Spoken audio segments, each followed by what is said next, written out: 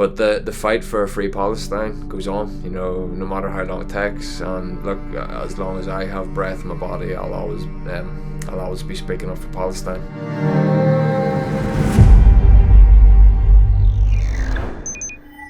I've been passionately following Palestine and their fight against oppression for many years, but the first time I wore the Palestine flag into the ring was for my professional debut back in 2023. I proudly wore it alongside the Irish flag on my fight shorts for the first time as a professional fighter, and I've worn it for every fight since as well. The motivation was simply showing my support.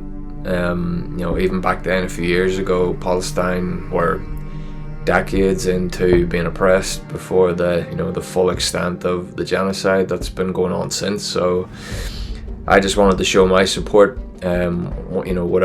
whatever support I possibly could. I'm not a big name fighter or anyone with a massive following or anything like that, but every little bit helps when it comes to showing solidarity with the people of Palestine.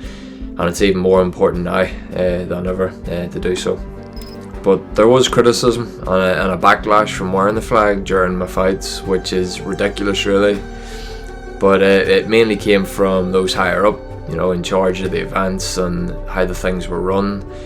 In one particular fight I carried the flag out with me to the ring, as well as having it on my shorts. And several people in charge of proceedings had a few things to say once the fight was finished and during the aftermath, but that never concerned me. I've been trying to do what's right as a human being really. I've no concerns that wearing the flag could cost me any professional opportunities, simply because it's what's right to do. There's more important things in life than sport and work.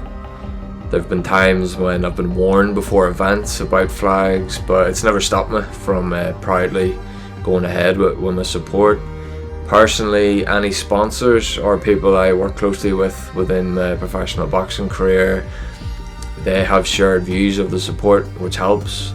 But I know for a fact there are a few instances when myself and other pro fighters that I know have missed out on potential sponsorships or deals and any opportunities due to supporting Palestine. But the way I see it, if they don't have the decency to stand against oppression and genocide, then I would never really want to work with those types of people anyway.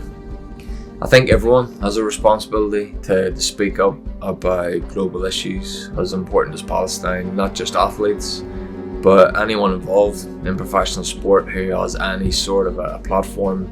They should be using it for good and to stand up for something like Palestine. It's a bigger issue than sport or any other type of global issue. Palestine has changed me. For years and years of watching innocent Palestinians, and especially children, just getting blatantly slaughtered on the phone screen. It's just been too much. It shouldn't be like this. This is one of the worst atrocities in human history. Carried out meticulously by Israel with the backing of countries like the US and UK, who we've always been told are supposed to be the allies, the good guys. But the last few years have proved that the world is currently just run by pure evil, pure greed. There's a sickening amount of propaganda that's been churned out to the masses too, and just brainwashing many people that should know better.